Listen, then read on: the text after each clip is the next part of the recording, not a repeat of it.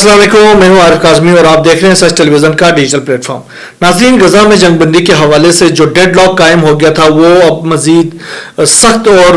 खतरनाक सूरत हाल अख्तियार करता जा रहा है। खासतौर पर इसराइल की जानिब से जब ये दबाव डाला जा रहा हमास के ऊपर कि वो जंगबंदी के जो पहला मरहला था उसमें तोसी कर दे और तोसी के साथ साथ जो यरगमाली है उनको रिहा किया जाए और वो भी तमाम के तमाम यरगमालियों को यकमुश्त रिहा किया जाए। जिसके बाद हमास की जानिब से कहा गया कि ये जो मुआहदा था, पहला मरहला था, वो मुकम्मल हो चुका है, अब इसमें मजीद तोसी का कोई इम्कान नहीं है, ना गुंजाइश मौजूद है। दूसरा मरहला शुरू करें जिसके नतीजे में आपने गजा का जो इलाका है वो छोड़ के चले जाना है और उसके बाद हम आपके तमाम कैदी रिहा कर देंगे। लेकिन इजराइल चाह रहा कि पहले मरहले को ही तोसी दी जाए और उसमें अब दबाव की पॉलिसी इख्तियार करते हुए इजराइल की जानिब से बाकायदा धमकी दी गई है कि अब वो मुज़ाकरात नहीं करेंगे, दूसरे मरहले के मुज़ाकरात खात्मा करते हैं और अब वो दोबारा से जंग की तरफ जा रहे हैं। और उन्होंने जो इजराइल की मीडिया की जानिब से कहा जा रहा है उसके मुताबिक 10 रोज की उन्होंने मोहलत दी है हमास को, जिसमें या तो रिहा कर दे तमाम के तमाम कैदियों को या फिर जंग के लिए तैयार हो जाए। इस हवाले से वार कैबिनेट की एक मीटिंग भी हुई है इजराइल की, जिसमें बड़ी हंगामा खेज किस्म की वहां पर मामला सामने आए हैं, बड़ी गालम गलोच हुई है, बड़ी तसादुम हुआ वहां पर। क्या कुछ कहानियां हैं वो मैं आपको आगे बताऊंगा, लेकिन यहाँ मैं आपको बताता चलूं कि नेतन्याहू जो कि वज़ीर आज़म है इजराइल के, उन्होंने क्या धमकियां दी हैं हमास को। उन्होंने ये कहा कि अगर हमारे कैदी जो कि हमास के कैद में उनको अगर रिहा नहीं किया जाता है तो हम नाकाबिल तस्वुर हद तक गजा को नुकसान पहुंचाएंगे, उसके नताइज उनको भुगतना पड़ेगा। दूसरा उन्होंने कहा कि हम जंग के अगले मरहले की तैयारी कर रहे हैं और एक ऐसे जंग की तैयारी कर रहे हैं कि जो कि न रुके और उसमें हमें दूसरे किसी मुज़ाकरात की जरूरत भी नहीं है। उन्होंने ये कहा कि हम किसी भी तरह जंग बंदी के मुआहदे की खिलाफवर्जी हमने नहीं की है,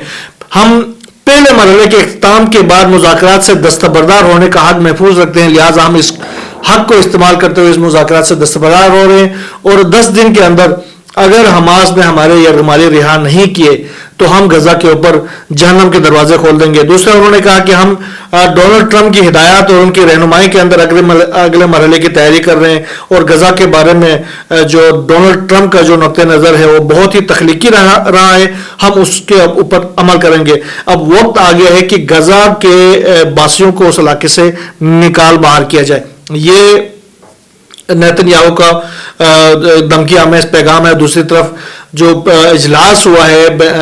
उनकी जो वार कैबिनेट के, उस इजलास के अंदर बड़ी तलख कलामी हो गई, गालम गलोच की हद तक ये जो उनके वज़रा हैं वो एक दूसरे के ऊपर चढ़ दौड़े हैं। और ये सिर्फ ऐसा ही नहीं हुआ है, उसके साथ साथ जो यरगमाली है उनके उर्सा की एक बहुत बड़ी तादाद भी पार्लियामान में वहां पर पहुंची थी और उन्होंने भी बाकायदा हमला आवर हुए हैं उस इजलास के ऊपर। उन्होंने भी बड़ी वहां पर तलख कलामी हो गई है सिक्योरिटी फोर्सेस और उनके साथ उन्होंने नेतन्याहू के खिलाफ नारे लगाए, इजलास को रोक दिया गया और उसके बाद उन्होंने नेतन्याहू के खिताब को रोक कर उसमें बाकायदा नेतन्याहू को गालियां और गालम गलोच दी और उसके बाद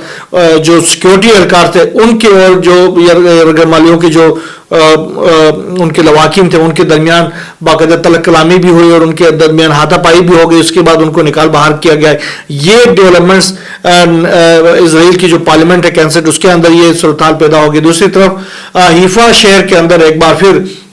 फलस्तीनी के फिदाई ने हमला कर दिया, जिसके नतीजे में 2 इजरायली शहरी जो हैं वो हलाक हो चुके हैं और 4 जख्मी हो चुके हैं। इजराइल की जानिब से इसकी सख्त मजम्मत की गई, उसके तमाम तरह इल्जामात जो है वो हमास के ऊपर लगाया गया, जबकि हमास ने कहा कि भाई ये तो एक फितरी अमल है, लामाला जब आप मगरबी किनारे के अंदर हमले करेंगे और वहां पर तशद्दुद करेंगे, वहां पर लोगों को मारेंगे तो आपको खून तो नहीं बरसाया जाएगा, आपके ऊपर भी हमले किए जाएंगे। ये एक फितरी अमल था जो कि वो हो चुका है। ये जो हमास के तर्जुमान है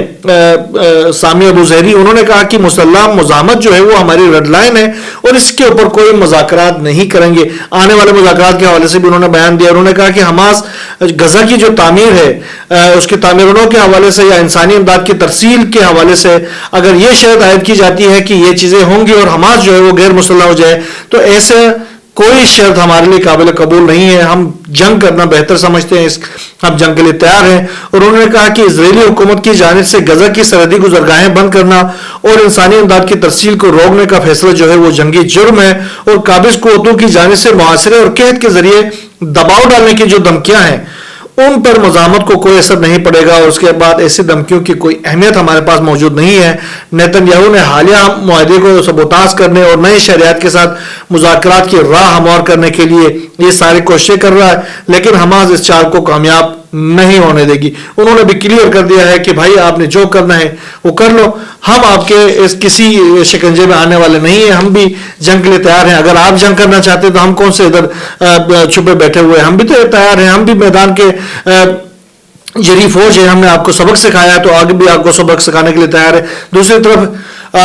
تحریک انصار اللہ کی جانب سے بھی دھمکی دی گئی ہے کہ اگر حماس کو چھیڑا گیا، غزہ کے اوپر دوبارہ سے کوئی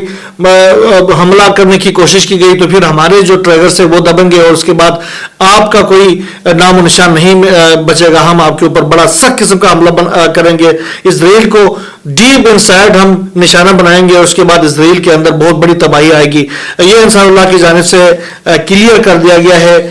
نیتن یاہو اور اس کی فورسز کو۔ دوسری طرف حماس کی اسرائیل کی جو فورسز ہیں وہ نہ صرف غزہ اور لبنان کے اندر اپنی کارروائیاں کر رہے ہیں بلکہ شام کے اندر بھی اپنی کارروائیاں اسی طریقے سے جاری رکھے ہوئے۔ ابھی جو اطلاعات آ رہی ہے اس کے مطابق اسرائیل کی جو فورسز ہیں انہوں نے ایک بڑے علاقے میں اپنی پیش قدمی کی ہے، خاص طور پر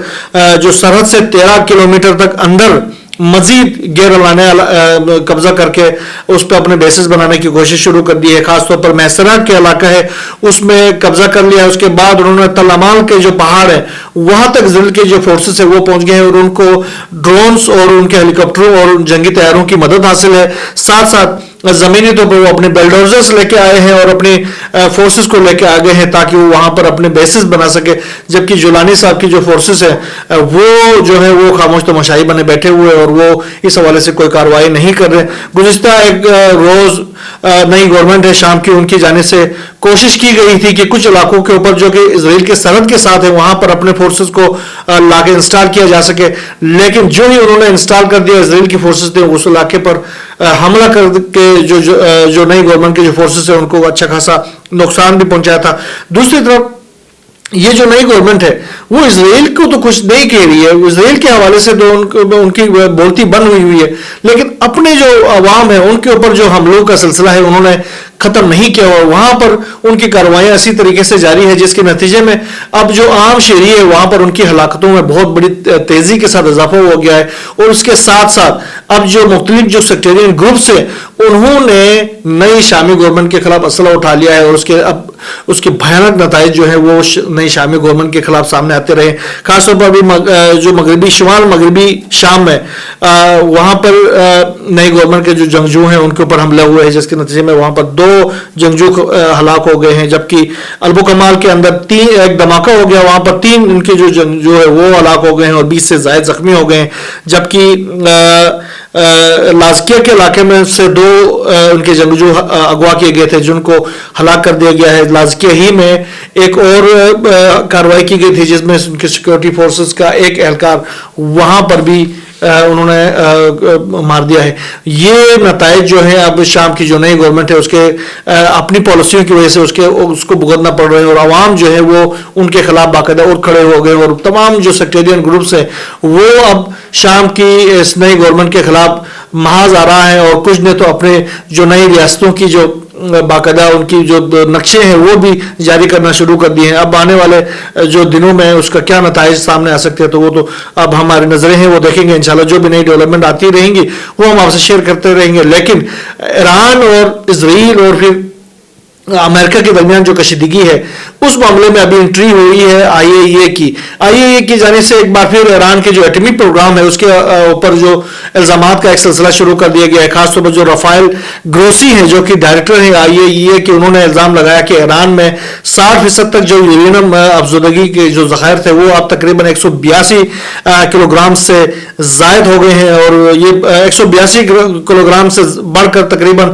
275 کلو گرام تک ہو چکے ہیں۔ 60% تک افزودہ کرنے کی ان کو جو اجازت تھی اس کے نتیجے میں اب وہ تقریباً اتنے ہو گئے ہیں، اور اس کے ساتھ انہوں نے کہا کہ ایران وہ واحد غیر ایٹمی ملک ہے جو کہ اس حد تک یورینیم افزودہ کر رہا ہے جو کہ تشویش کا باعث ہے، اور ایران جو ہے اس کے اوپر بڑا سخت ناراض ہے۔ ایران نے اس کو کہا یار آپ اپنے الفاظ کو واپس لے لیں، آپ کی جو الزامات ہیں اگر یہ سلسلہ جاری نہیں ختم نہیں کیا تو ہم آپ کے ساتھ کوئی تعاون نہیں کریں گے۔ ایران نے کہا کہ جو عالمی ایٹمی توانائی ایجنسی ہے وہ اپنی بیان بازی کا جو سلسلہ ہے وہ ختم کرے اور آگے اس طریقے سے بیان بازی نہ کریں۔ اگر یورپی ممالک، امریکہ اگر اس جوہری معاہدے کے حوالے سے اپنے وعدے پورے نہیں کرتے تو ہم بھی کوئی ایسے پڑے ہوئے نہیں ہیں کہ ہم وعدے پورے کرتے رہیں گے، ہمارے اوپر بھی کوئی اس طرح کا ذمہ داری عائد نہیں ہوتی، ہم اپنے طریقے سے اپنے ایٹمی پروگرام کو آگے لے کے چلیں گے، اس حوالے سے کوئی دباؤ کسی صورت قبول نہیں کیا جائے گا۔ دوسری طرف ایران کی جانب سے اپنی جو ملٹری پاور ہے، ملٹری کیپیبلٹیز ہے، اس کو بڑھانے کے اوپر جو کوششیں کی جا رہی ہیں گزشتہ کافی دنوں سے، اس حوالے سے ایک نئی ڈیولپمنٹ یہ آئی ہے کہ ایران کی جو ایک ڈرون بردار انہوں نے جو سمندری کشتی جو تیار کی ہے شہید باقری، اس کشتی کے اندر انہوں نے 2 مزید اسٹیلتھ جو ڈرون ہیں ان کو ان سے لیس کر دیا ہے۔ ایک ڈرون تو ان کا قاہر 313 ہے، یہ بغیر پائلٹ کے ورژن کا ڈرون ہے جس کو انہوں نے حوالے کر دیا ہے اس نئی کشتی کے، جو کہ بہت طویل فاصلے تک دشمن کے رڈار میں آئے بغیر اپنا پرواز جاری رکھ سکتی ہے اور اس کو یہ اسلحہ بھی لے جانے کی